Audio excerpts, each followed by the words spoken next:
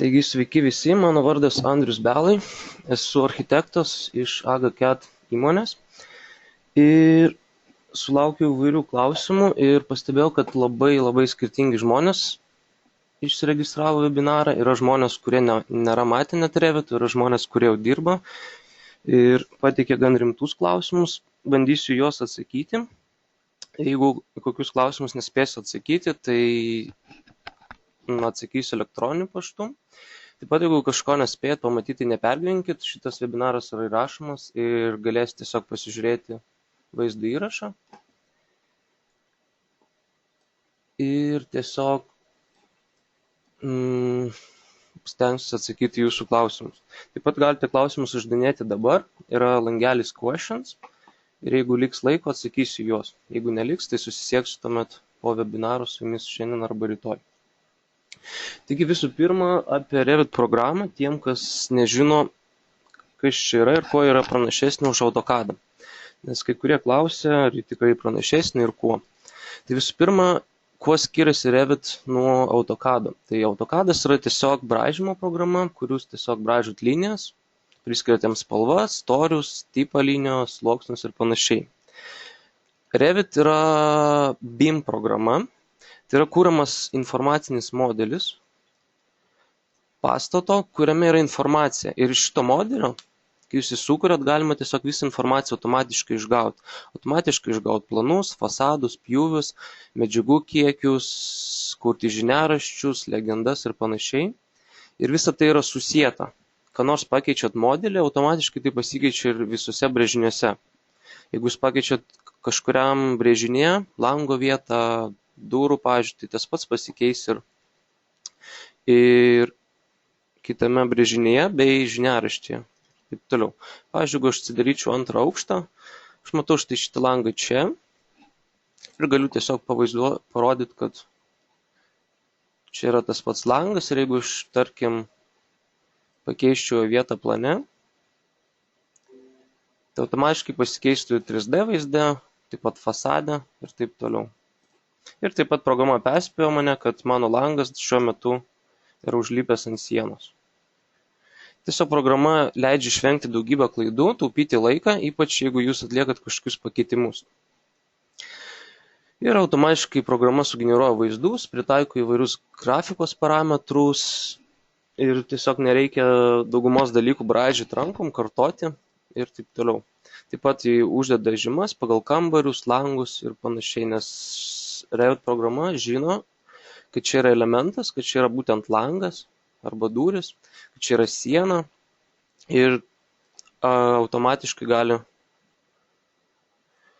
tai žinot ir tiesiog suteikti tam daugiau informacijos ir daugiau lankstumo, nes kiekvienas elementas gali turėti labai daug informacijos, kuri gali būti paskui panaudojama tiek statyboje, tiek perduodant brėžinius konstruktoriam, inžinieriam ir kitiems specialistam, net pastatų savininkam.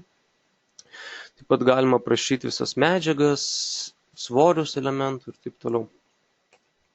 Tai čia atsakant tą klausimą, kuo skiriasi Revit programa nuo AutoCAD. Taip pat klausimas buvo, ar gali jos bendrauti. Tai visų pirma, Revitas yra irgi Autodesko programa. Ir AutoCAD'as irgi yra Autodesko programa ir šitas programos labai gerai bendrauja. Galima iš Revito bet kurį brėžinį ar brėžinių kiekius eksportuoti AutoCAD ir juos perduoti žmonėm, kurie dirba su AutoCAD'u. Galima juos ten koreguoti ir taip toliau. Ir taip pat galima įsikelti brėžinius iš AutoCAD'o į Revitą.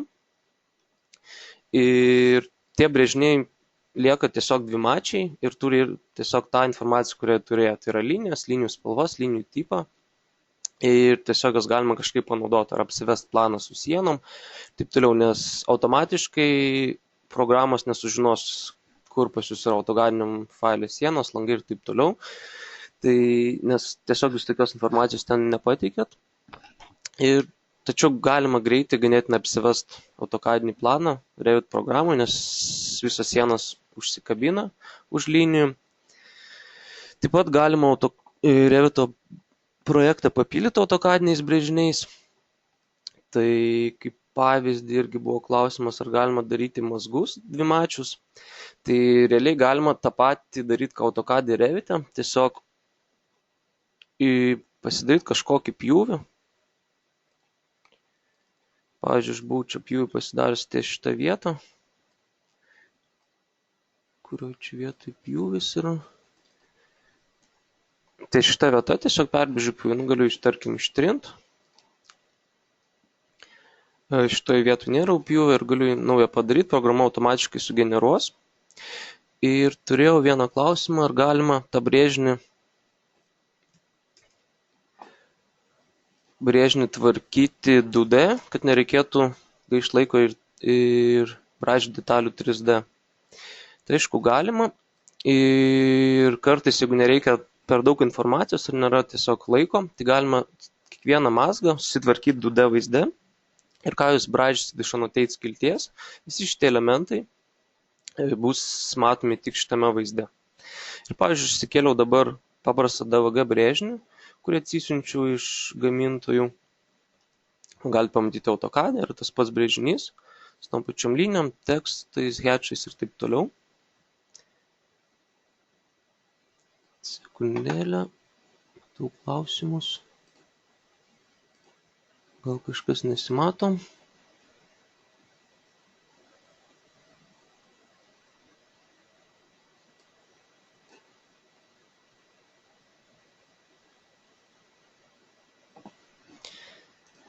Tai va, gerai, klausimus atsakysiu vėliau tuomet. Tai trumpai parodau,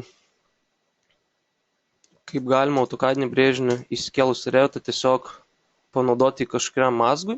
Tai tarkim, turite mazgą ir įsikėlėte į Revitą ir jis dabar matosi visose vaizduose kaip kažkoks elementas. Tai tą mazgą galima tiesiog išsprogdinti. Prieš tai reikėtų gal pasirinkti darbo plokštumą, kurioje matytųsi tas brėžinys, arba galime pasirinkti iš kažkokių esamų elementų. Tarkim, pasirinku darbinę plokštumą, ant kurios aš noriu turėti šitą elementą, tai yra savo brėžinį, ir galiu išsprogdinti.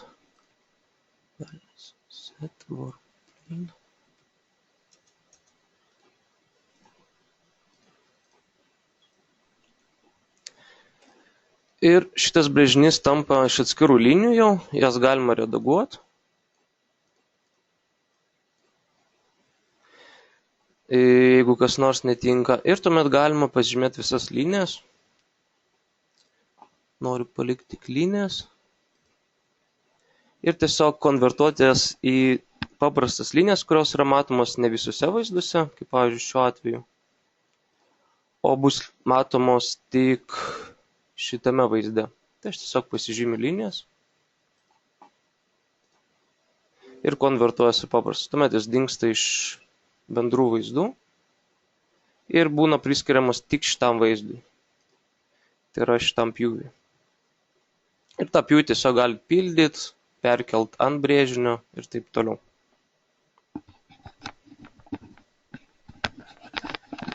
Tai pradedančių klausimus gal atsakiau. Dabar gal trumpai peržvelgsiu, kas yra naujo. Atsiprašau, čia panašu perjungti Revitą. Tai ką aš buvau padaręs, tai tiesiog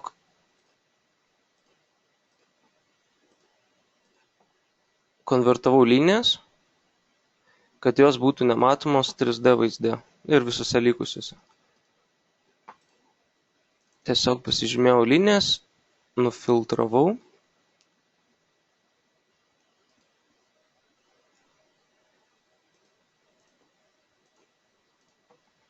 ir konvertavau. Gerai, tai dabar trumpai dar parodysiu tokius dalykus, kas atsirado Revit 16 versija, apart oficialių pranešimų, kurios galite rasti mūsų svetainėje paskelbtus agacad.lt. Tai va, atsirado dar tokie dalykai, gal kažkurie kartosis, kažkurie ne, su ta prezentacija, kuri yra svetainė, bet vienas iš tokių dalykų, kuris ganėtinai patogus, tai yra vadinamas section boxas papildomas, selection boxas. Section boxas jau buvo. Tai tiesiog galima pasižymėti kažkokią dalį pastato, tarkim šią, ir paspaudus šitą ženkliuką tiesiog jūs gaunat trimatį vaizdą tos dalies, kurią apsižvelgėt, ir tiesiog galite analizuoti arba atlikti kažkokius pakeitimus. Realiai tas pats buvo įmanoma ir prieš tai buvusiose programose, tiesiog tai užimdavo šiek tiek daugiau laiko. Tiesiog reikėdavo vaizdais jungti section boxą ir paskui per visą pastatą reikėjo nupjauti iki reikiamos vietos, tai tiesiog užimdavo kažkiek laiko. Jeigu norit surasti, čia atsirado tokia funkcija, kad jūs tiesiog galite pasižymėti ir paspausti šitą mygtuką ir iškart turit norimą vietą. Tai tokia viena smulki naujovė.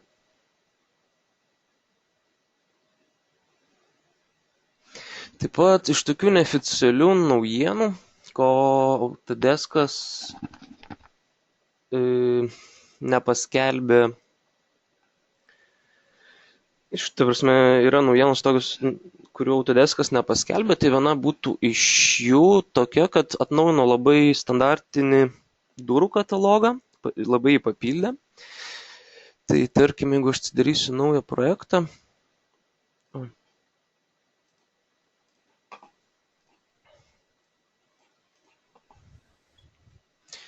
įsibrėšiu sieną ir jeigu aš norėsiu kelti duris į projektą, aš spaudžiu kaip visada tiesiog Load Family ir prie durų atsirado žymiai daugiau durų tipų, atsirado dar 3 katalogai ir tai yra atsirado durų šeimynų ir dar tos durys turi daug tipų.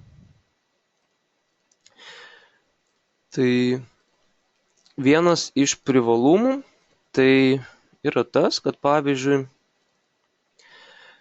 atsirado durų sąrašų tipai ir tos durys yra papildytos įvairiais parametrais, kurios galima, aišku, buvo senesnėse versijose sukurti patiems, bet čia tiesiog Autodeskas jau pats papildė tą katalogą, sukūrė duris su įvairiais parametrais. Tai pavyzdžiui, kaip vienas pavyzdys būtų šios duris. Tai visų pirma atsirado tokie dalykai, kaip pavyzdžiui, kampo keitimas. Automatiškai pasikeičia kampai, jeigu norim. Taip pat šitos durys turi įvairius detalumo lygius, tai pavyzdžiui, Fine režime matosi ir durų rėmas, ir durų rankenos. Jeigu mums to nereikia, galim keliauti prie Medium režimo, kur matosi tik pačios durys su dalinimais, arba galim persijungti Coarse režimą, kur visiškai schematiškai pavaizduotos durys. Taip pat galima išjungti dalinimus automatiškai, jungti ir keisti įvairius parametrus, kaip ir visada. Plotį, tarkim, viskas automatiškai pasikeičia.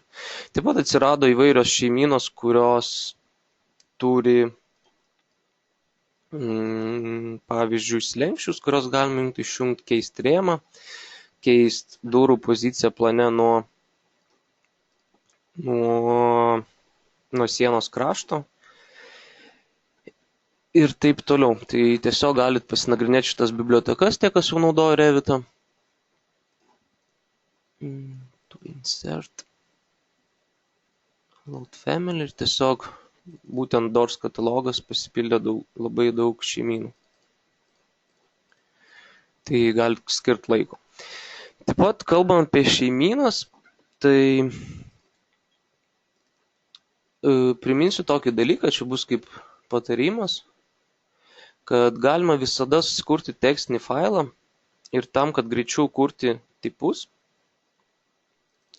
Tuo sekundėlę aš rasiu katalogą.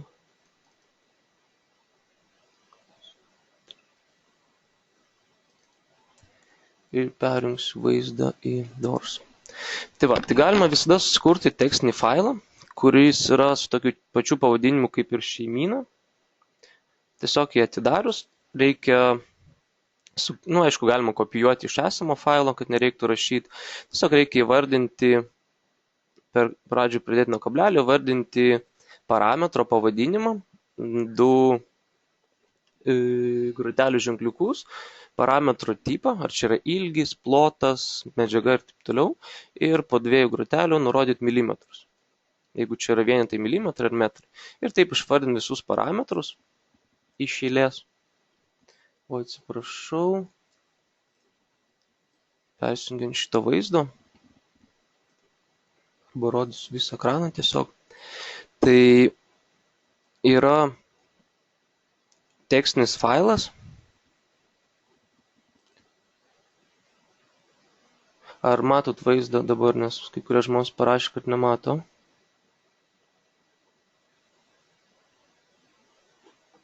Nu jo, mato keli žmonės, turėtų viskas būti gerai. Tai tiesiog tekstinis failas atrodo iš vienos eilutės, kurioje nurodomi, kaip minėjau, parametrai su jų tipu ir vienetais. Jų galima išvardinti labai daug. Ir paskui tiesiog surašyti eilutę, tai pradžioje yra tipo pavadinimas ir paskui pagal tą parametrą, tai pavyzdžiui plotis ir kitas buvo aukštis. Tai surašant šituos parametrus tekstinį failą ir paskui įkėlus kažkurią šeimyną į Revitą, tam, kad nekurt kiekvienam projektui tų failų daug, tai yra tipų, nes galbūt vienam projekte naudosit vienokias duris, kitam kitokias, tai tiesiog jūs galit turint tą failą, arba neatsimenu tiksliai kurį, bet man atrodo, čia dauguma yra su tekstiniais failais, paspaudžiam tiesiog open ir šitam lange, man įdomu, ar matosi jums šitas langas, kuriame yra daug eilučių. Perjungsiu į... Taip, įkėlus tiesiog į Revitą duris, tai yra insert,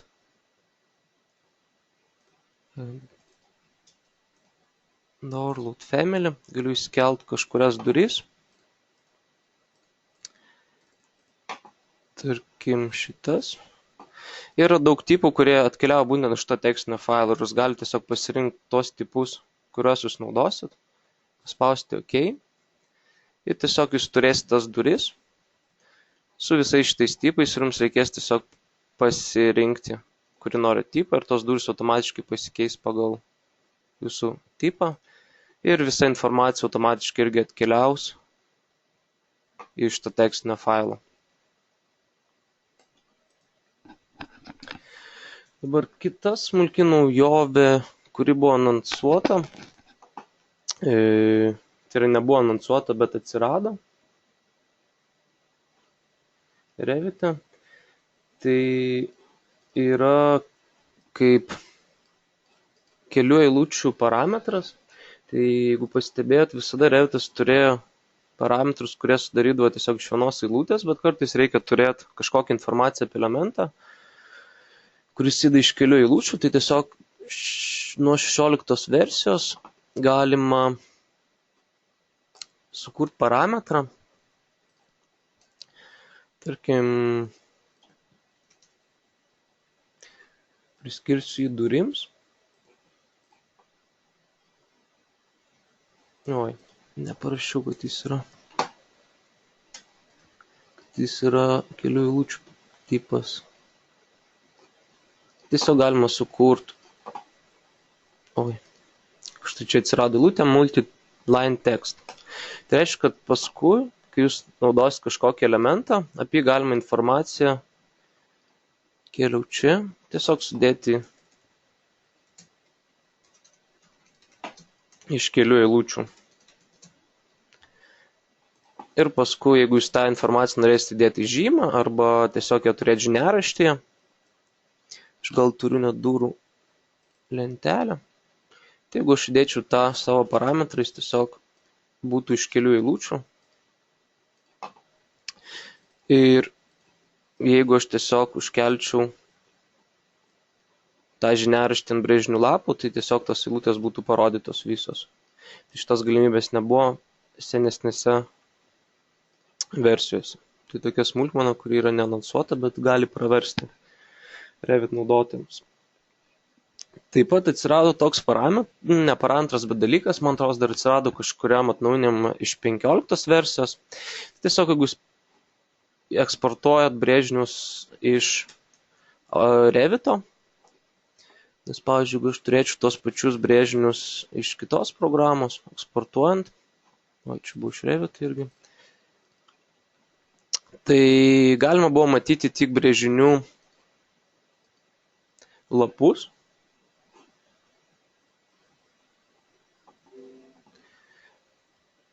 Oi, kas čia atsitiko?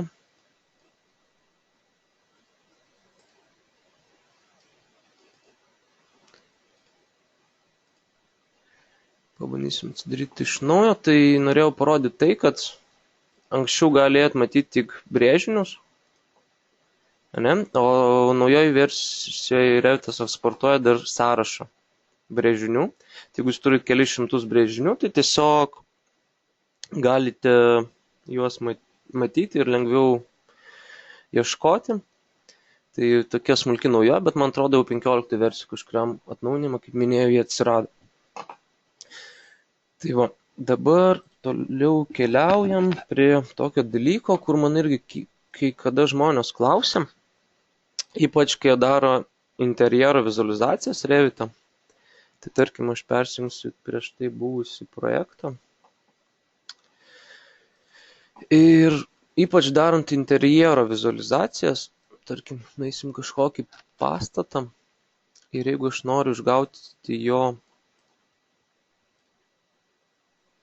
vaizdą ir matot, tas vaizdas yra per arti. Man norėtųs matyti kiek daugiau ir jeigu aš tiesiog tą kamerą stumsiu toliau, aš išstumsiu iš kambario, aš jau matysiu išorės vaizdą. Šitą kamerą, mato, aš jau žiūriu į sienos kampą. Tai tam, kad turėt kamerą dar patalpo ir matyti šiek tiek daugiau, yra tokia paslėpta funkcija. Paspaudus va čia ant rutuliuko ir paspaudus dešiniu mygtuku yra toks dalykas kaip Increase Decrease Focal Length. Tai yra būtent tos kameros kaip priartinimo nutolinimo. Ir tuomet jūs galite apriepti daugiau interjero. Tai šito dalyko žmonės dažniausiai nežino ir vat klausinėja. Tai tiesiog žinokit, kad yra tokia paslėpta ganėtinai galimybė Increase Decrease Focal Length.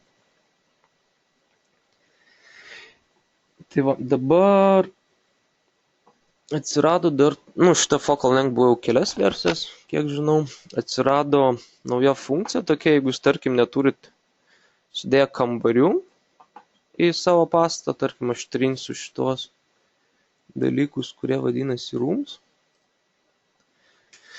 Tai 16 versija atsirado galimybė Place Rooms Automatically. Vietoj to, kad spaudinėti ant kiekvieno kambario, kad sudėt žymas, galima kartais pasinaudoti Place Rooms Automatically ir tiesiog programa automatiškai sujuda į visas patalpas, kambarių šeimynas, kurios tiem, kas nežino, kas nesimdo Revit, jos automatiškai apskaičiuoja kambario perimetrą, plotus pagal įvairias taisyklės, gali turėti savę labai daug informacijos apie patalpą ir taip toliau. Senesnėse versijose buvo tik Place Space Automatically mygtuką, tai šita funkcija yra skirta būtent inžinieriams. Tai jį jau buvo anksčiau. Nuo 16 versijos atsirado ir kambarių išdėliojimas automatiniu būdu. Taip pat toks mažas patarimas būtų, kurio gal kartais irgi nežino žmonės, dažniausiai deda matmenis rankiniu būdu, tai yra tiesiog nuo iki. Bet yra tokia galimybė matmenis dėti per visą elementą, tai galima pasirinkti tiesiog pilną sieną, pasirinkti, kad mes norim, tarkim, žymėti atviras dalis, o ne susikertančias sienas ir žymėti, tarkim, per pločius. Tuomet tiesiog spaudžiam ir programa automatiškai suranda visas ertmes sienų ir jas sužymi. Galim ir viršų sudėti. Ir jeigu mes norim padaryti dabar per, tarkim, susikertančius ašys, pasirenkam ašys, sudeda pagal ašys, galima taip pat tiesiog pilną sieną pažymėti ir tai yra kiek greičiau. Taip pat galima intersecting walls pasirinkti, tai sužymės susikertančias sienas. Na, aišku, čia mastelis šiek tiek per šitą mastelį šitie skaičiai per dideli, tai gal nelabai matosi. Ką aš čia norėjau parodyti, bet galime visada matmės iškelt, tam, kad tiesiog atvaizduoti kažkokią informaciją. Aišku, galima naudotis ir įvairiais papildiniais, kurie deda matmenis, tai tarkim, turim papildinį mes padarę, kur sudinsi Quick Dimension, tai tiesiog jis automatiškai pagal jūsų taisyklės gali labai daug visko žymėti. Tai tarkim, viena iš taisyklių buvo sudėti iškart visas 3 grandinėlės, tai tiesiog man belieka spausti ant sienos ir žymėtis, kur aš noriu padėti savo grandinėlės. Ir tiesiog programa sudeda. Ir čia yra daug nustatymų, bet apie mūsų papildinius šiandien daug nekalbėsiu. Tiesiog parodysiu tokius kaip triukus.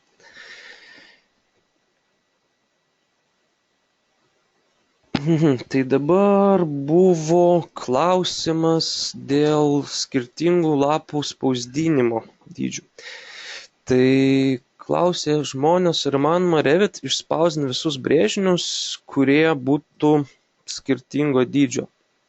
Tai atsakymas būtų ir taip ir ne, nes Revit'e negalima to padaryti, bet yra labai paprastas ir nemokamas sprendinys.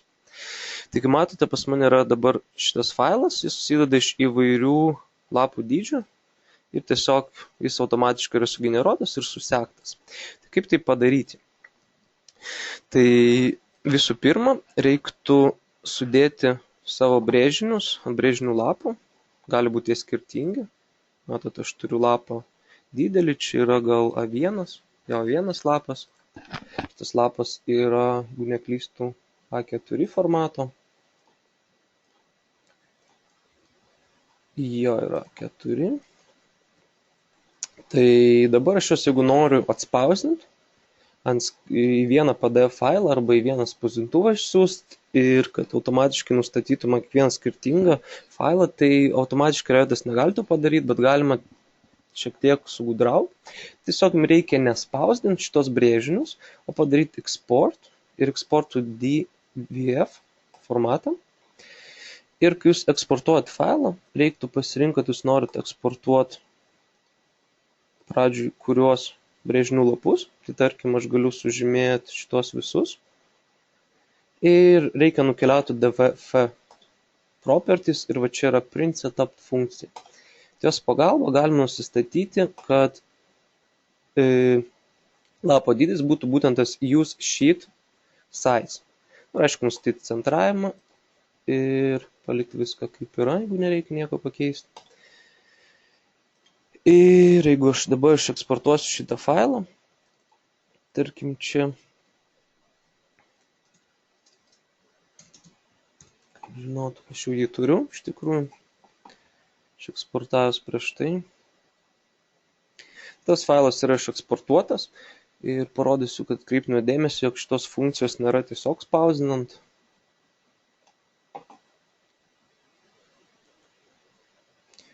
Reikia neeksportuoti laiko taupimo sumetimais, bet jau eksportavom.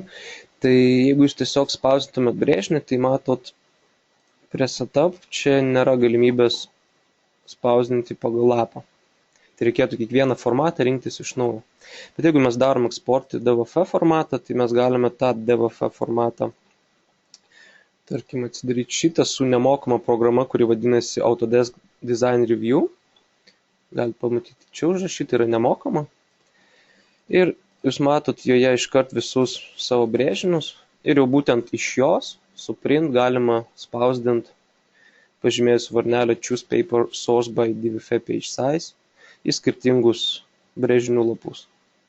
Tiesiog jūs pasižymit varnelę, nustatot vėl, norit spausdinti, pavyzdžiui, visus savo puslapius, čia Fit Page arba Scale nustatyti, kad būtų 100%. Ir tiesiog jūsų brėžiniai bus atspausdinti būtent pagal jūsų nustatytą brėžinio lapą. Gerai, keliaujam prie kitų klausimų. Tie patys žmonės klausė dėl legendų tagų. Tai ar galima sudėti žymas legendose, tai dėja šios funkcijos dar nėra Revite, tačiau yra vėlgi sprendimas iš mūsų įmonės, tai mes turim tokį papildinį, kuris vadinasi Dynamic Legend ir tiesiog jis automatiškai sugeneruoja legendas pagal jūsų modelį. Tarkim, man reikia durų legendos iš šito modelio, kurį jūs matėt čia. Man reikia surašyti įvairią informaciją. Ką man reikia padaryti, tiesiog iš paprastų linijų nusibraižyti rėmelį kokį noriu, uždėti durų paveikslėlį iš Annotate ir Component, Legend Component ir uždėti paprastą tekstą ir vieną iš mūsų suparametrizuotų šeimynų, kurie ateina automatiškai su papildiniu. Ir tuomet tiesiog čia greitai parodysiu, kaip šitas įrankis veikia. Tai nes matau, dar čia žmonės kažką kalba apie durų žiniaraštį, tai atsakau į tą patį klausimą, ar įmanoma į durų žiniaraštį būtų įterpti durų vaizdą. Tai per legendų vaizdus galima.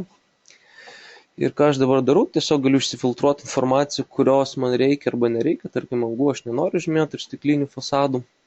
Tai galiu nufiltruoti šitą informaciją. Čia aišku, sutvarkyti dar galima viską, pridėti filtrų, pridėti daugiau, mažiau parametrų, išskirti per lapus skirtingus, bet kad laiko negaiš, tiesiog aš parodysiu, kad jis tiesiog automatiškai sugeneruoja ir užpildo visą informaciją, tai atsakant tą klausimą. Kitu atveju šitą reikėtų padaryti rankiniu būdu arba pasinaudoti mūsų pluginu. Tai va, aš kadangi pasirinkau vieną eilutę, tai jis visas duris man surašė vieną eilutę su kiekiais ir taip toliau. Aišku, pavadinimus galim ir lietuviškus būtų pasirinkti, galim būtų ir vertikaliai surašyti. Tai yra va toks sprendinys. Gerai, keliausiu toliau.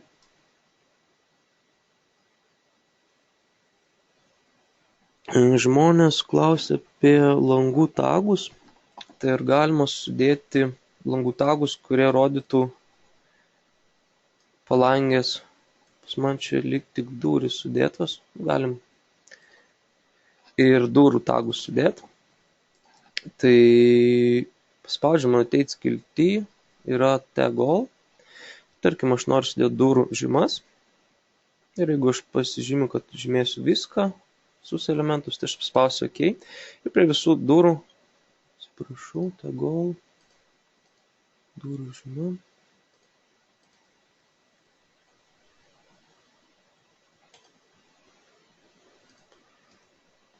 Kodėl man nežymė?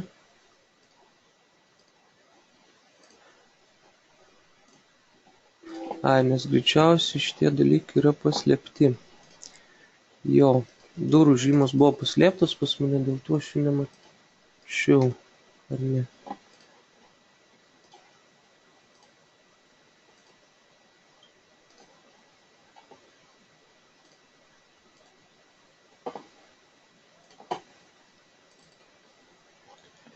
Keista, neišsiaiškinau. Čia durų žyma yra tiesiog šitą liniją, dėl to aš nemačiau jo. Tai durų žyma yra šiuo atveju ši linija. Tiesiog mes galim pasiredaguoti ją šiek tiek, kad mums rodytų gal kažkuria kitą informaciją. Tarkim, nežinau, aš dabar kas čia yra padaryta. Tai aš tiesiog padarysiu, kad šitas dalykas būtų matomas ir čia informacija būtų seal height. Tai būtent seal height informacija ir nurodo durų altitudę. Tai šiuo atveju jos stovi nuo grindų ant 0.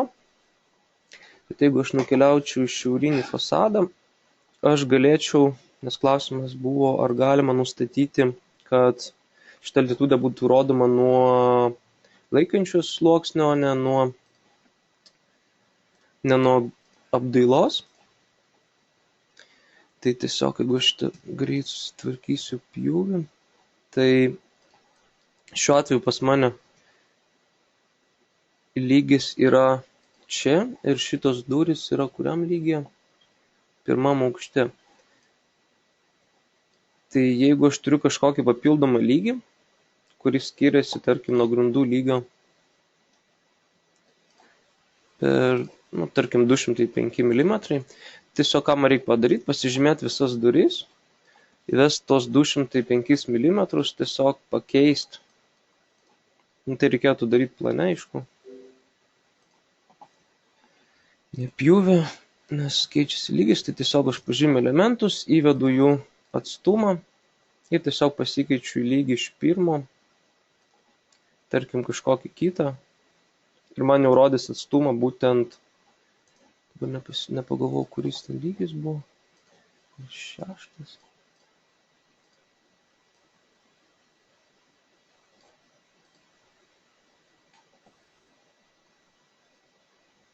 Tai tiesiog programa man automatiškai, kuriam ten aukšte mes buvom.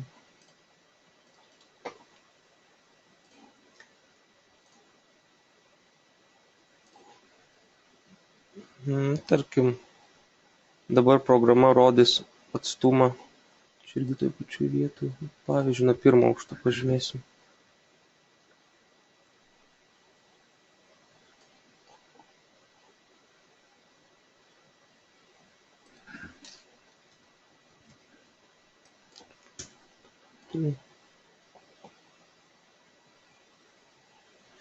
Gerai, vis dėlto neskubėsiu, padarysiu kaip reikia padaryti. Tai gerai, šitas langas pas mus yra konstrukcinis aukštas 2. Jeigu aš atsidarysiu pjūvį, man tiesiog reikėtų konstrukcinis aukštas.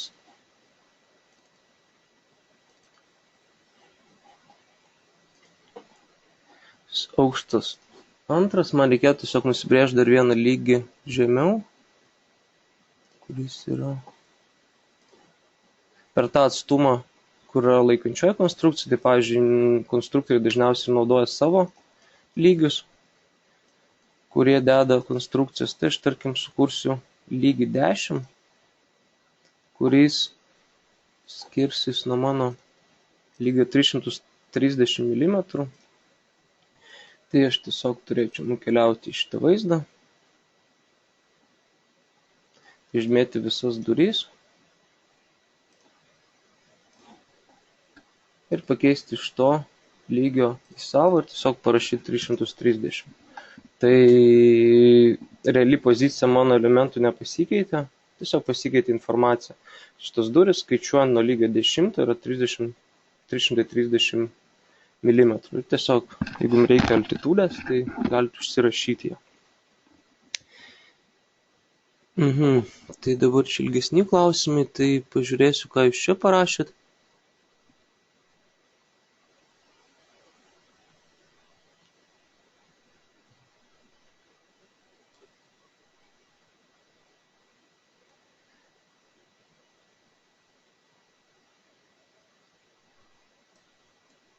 Ir čia ilgesni klausimai, atsakysiu privačiai. Tai dabar klausimas buvo dėl 2.16 versijos, ar neverta palaukti Service Pack-o. Tai kol kas dirbu kelis mėnesius, problemų rimtų nemačiau. Tai realiai 16 versija yra 15 patobulinimas. Tai man atrodo, Service Pack-as gal vienas jau yra. Ir kol kas gal ir vertėtų atsinaujinti, nes kur čia yra mano informacija. Atsiprašau.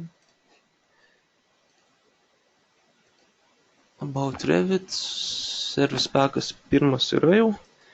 Tai, atsinaujinti verta nebent dėl šitų funkcijų, kurias parodžiau arba kurias galite perskaityti mūsų svetainėje, ten aprašyta prezentacija.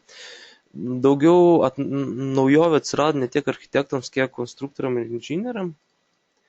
Tai dėl atsinaujinimo čia jau reikėtų galvoti atskirai įmonėm, bet esmė yra ta, kad Autodeskas dabar juda prie tokios politikos, kad reikėtų tiesiog mažiau, bet mokėti kasmet ir kasmet turėti naujausią versiją.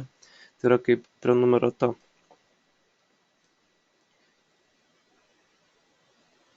Dabar klausia žmonės dėl durų ir legendų dar kartą, tai aš lyg ir atsakiau, jeigu turėsit klausimus, tai galit paklausti individualiai. Jeigu kažką nepilnai atsakiau, arba galite visada rašyti elektroniniu paštu ir klausimus galėčiau tiesiog atsakyti elektroniniu paštu.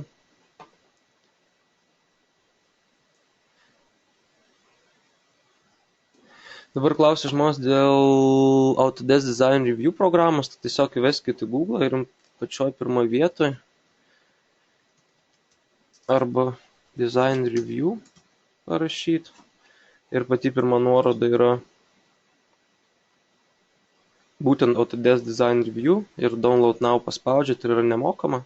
Tiesiog šita programa peržiūri DVF failus, tai taip pat kas dirba Revitu, galite eksportuoti 3D vaizdus ir tiesiog klientai gali jūsų modelį matyti, peržiūrėti ir panašiai, nes programa yra nemokama, nereikalauja didelių žinių, tą modelį tiesiog galima sukinėti, vartyti ir aš, pavyzdžiui, su klientais, kai bendrauju, tai kai kurie nori matyti trimatį vaizdą ir aš jiems tiesiog eksportuoju būtent tą DVF modelį ir kadangi jie neperka Revito, tai jie atsisiunčia nemokamą tą programą ir tą namuką savo pastatą gali sukinėti, matyti, kas susideda ir tiesiog kažkokius priimti sprendimus. Dabar klausimas, ar manoma išjungti sienų sluoksnius, nespaudžiant Create Parts. Tai tiesiog jūs peršingit galite kitą detalumų lygį ir jame nerodo sienų sluoksnių. Nežinau, ar čia taip atsakiau, ar ne taip. Jeigu ne taip atsakiau, tai galite parašyti e-mailų, atsakysiu išsamiau, bet sienų sluoksniai realiai kontroliuojami per brėžinio detalumo lygį arba per sienos sandarą. Ir dar yra papildomas Coarse Scale Fill Pattern, tai yra kitas detalumo lygis. Ir dabar klausiu, ar kas tas yra lygis. Ne, lygis nėra sluoksnis, čia yra brėžinys ir brėžinio detalumo lygis, kaip detaliai mes norim matyti elementus. Tai tiesiog galima statyti kiekvienam elementui, kaip jis matytųsi skirtingose detalumo lygiuose. Tai kaip aš jums rodžiau su durim, prieš tai galėjau tiesiog perjungti detalumą. Tai aš, pavyzdžiui, galiu turėti du brėžinius visiškai analogiškus, pavyzdžiui, antrą aukštą ir antrą aukštą kopiją, ir tiesiog vieną brėžinį turėti architektūrinį, kitą turėti, tarkim, konstrukcinį arba ten techninį kokį. Ir galima, pavyzdžiui, automatiškai techniniam plane tai paslėpti nereikalingus elementus.